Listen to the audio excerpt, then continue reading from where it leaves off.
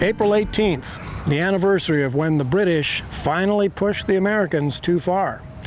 Hello everybody, Wild Bill for America here, and today we remember the shot heard round the world. Believe it or not, the early colonists were facing much of the same kind of bullying that we Americans are facing in modern times. The British government was a pack of totalitarian bullies, slapping the colonists with outrageous taxes and punishing them with ridiculous laws. Sound familiar? And the freedom-loving colonists pushed back with things like the Boston Tea Party and a lot of rhetoric about standing up against the British bullies.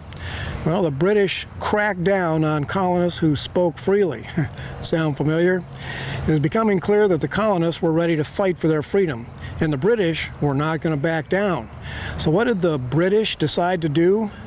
They decided to confiscate the guns, and that is what triggered the War for Independence. The British were coming for the guns, and Paul Revere, William Dawes, and other riders went on their famous ride warning that the British were coming. So the British, expecting to simply seize the warehouse where colonists kept their guns, found themselves facing those colonists who were holding those guns. This was the first American showdown. The British soldiers ordered the colonists to surrender their guns or be killed.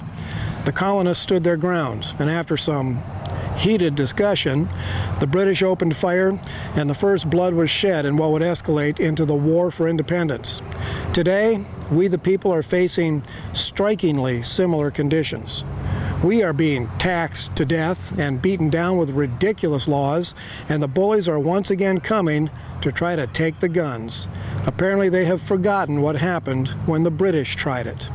After that bloody war for freedom, the Founding Fathers established the United States Constitution with the Bill of Rights to ensure that never again would Americans be denied their freedom of speech, freedom of religion, and that the right to keep and bear arms shall not be infringed.